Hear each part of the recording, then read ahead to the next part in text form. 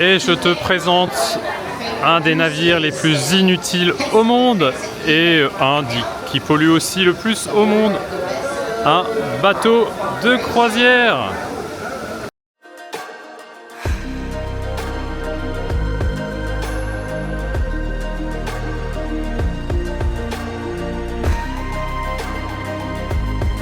Hola! Allez! Allez! C'est toute la team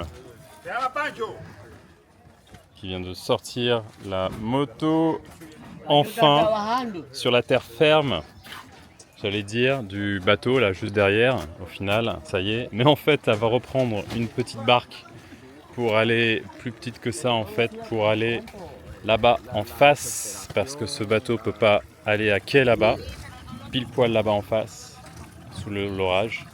Donc on va venir nous chercher sur une petite barque. Donc rebateau encore une fois, mais là ça risque d'être un peu moins long, mais on ne sait pas quand ça arrive, donc voilà. Et puis ensuite ce sera direction Panama.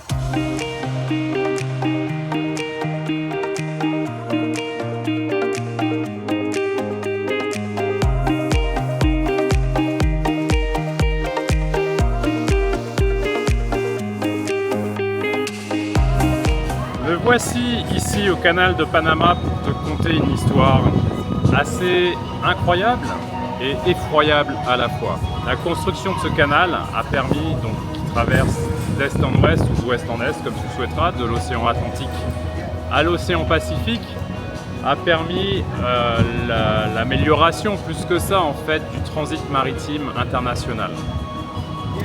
Qu'est-ce que ça sous-entend? Que ce canal, au final, dans un premier temps, a permis justement ce trafic important.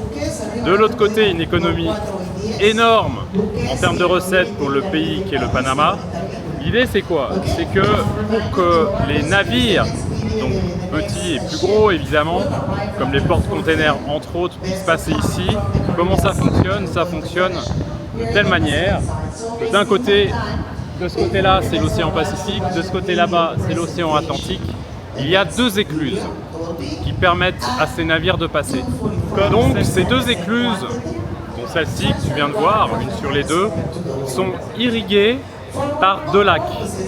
Le lac Gatun et le lac Alajuela, qui sont les deux lacs artificiels qui ont été construits pour l'occasion, pour justement faire passer les bateaux. Pourquoi deux lacs? Tout simplement parce qu'il faut de l'eau douce et non de l'eau salée pour faire fonctionner ces écluses. Écoute bien l'aberration de l'histoire. Il faut 200 millions de litres d'eau par navire, par écluse donc, pour faire passer ces navires de l'eau douce venant de ces lacs, qui est ensuite non pas recyclée mais rejetée, donc cette eau douce, dans l'océan Atlantique ou l'océan Pacifique, comme tu souhaiteras, dans le canal, littéralement dans l'eau salée. C'est colossal, c'est colossal. Et la problématique écologique et climatique aujourd'hui, c'est quoi? La principale par rapport à ces lacs artificiels, c'est qu'aujourd'hui, à cause des grandes sécheresses, ces lacs commencent à s'épuiser. Ce qui sous-entend que, en fait, le canal de Panama est littéralement en danger de mort, pour reprendre l'expression des officiels parlant de cette problématique-là. C'est pour ça qu'on est passé de 40 navires par jour à 34. Bref, il y a une baisse littéralement de 40 à 32 ou 34 navires. Sachant que s'il n'y a plus d'eau douce provenant de ces lacs artificiels, il n'y a plus de canal. C'est pas dramatique en soi par rapport aux navires qui transportent tout ce qui est minerais, charbon, pétrole, qui eux peuvent faire le tour. Par contre, c'est là où la boucle est bouclée, c'est là où l'histoire devient un petit peu drôle, c'est que là au final, les marchandises telles que la nourriture, telles que ton avocat bio qui vient du Pérou, bio hein, c'est une boutade évidemment, qui vient du Pérou pour arriver dans ton assiette en Europe, tes roses ou fleurs venant d'Équateur, qu'on va mettre sur ta table, ne pourront plus arriver typiquement parce que tout ce qui est produits frais ne pourront plus passer par le canal, donc plus naviguer.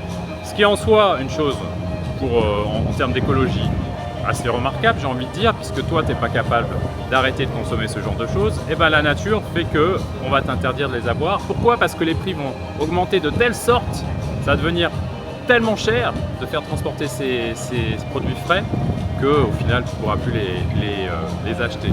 C'est lamentable. Encore une fois, pour petit rappel, petite pause, les 20 plus gros porte-containers, les 20 plus gros navires au monde polluent plus que toutes les voitures réunies de la planète. Ok ? Il n'y en a pas 20, il n'y en a pas 40, il n'y en a pas 50, il n'y en a pas 100, il y en a 60 000 de ce genre de navires. Imagine la pollution. Tout ça. Comme tu peux ne pas le voir en l'occurrence parce que c'est relativement lent, il y a toutes les lots du lac, donc les 200 millions de litres pour faire descendre ce bateau qui est en train de descendre dans l'écluse. Et voilà le bateau.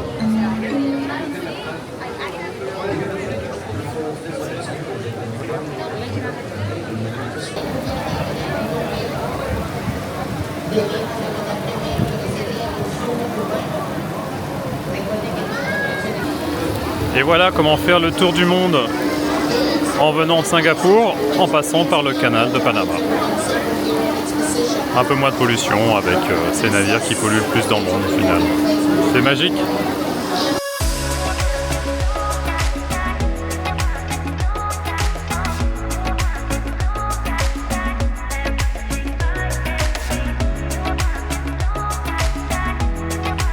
Alors en fait, je viens de passer la frontière avec le Panama. Enfin, la sortie du Panama c'est fait. J'ai pas encore fait les papiers pour le Costa Rica, mais clairement j'ai passé la frontière géographique.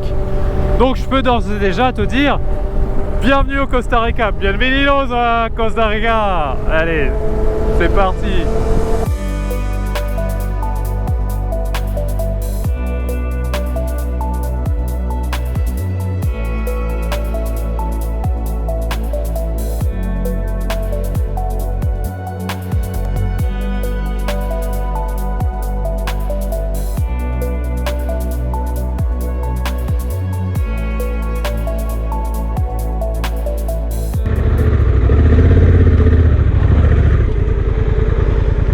Ah. Ah. C'est... Et voilà, c'est tombé. Là, j'aurais pas dû m'arrêter. Voilà, ¿qué tal? Bien. Aquí. O aquí tal vez sí. Sí, aquí. No, aquí.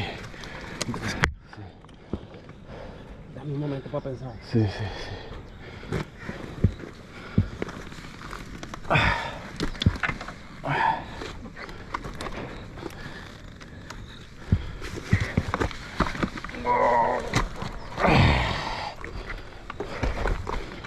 Je vais pas mettre le casque là, si la moto tombe, le casque est explosé.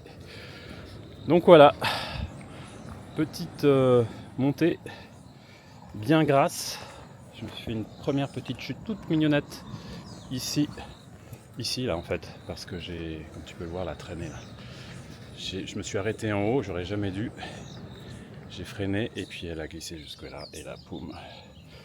Et là, coup de bol, toujours coup de bol, mes anges gardiens. Alfredo qui passe ici, Alfredo dit Rastaman, qui m'a aidé à la soulever bien gentiment. Et on a essayé de la monter, mais comme tu peux le voir, bah, la moto elle est stock quoi. Elle est stop, posée sur son cale-pied gauche. Ce qui m'a importé aussi, c'est sur la chute, je pensais à 90% tomber de toute façon, tellement c'est gras. C'est ne pas trop abîmer les bagages SW Motec qui sont a priori étanches, mais forcément si tu tombes comme un marboulin dessus, et ben c'est plus étanche, donc faire très attention quand même à ça. Comme j'ai derrière deux rivières à traverser, je préfère pas tomber là-bas avec les bagages qui ont bougé légèrement. Donc on va voir si ça reste étanche comme à l'aller.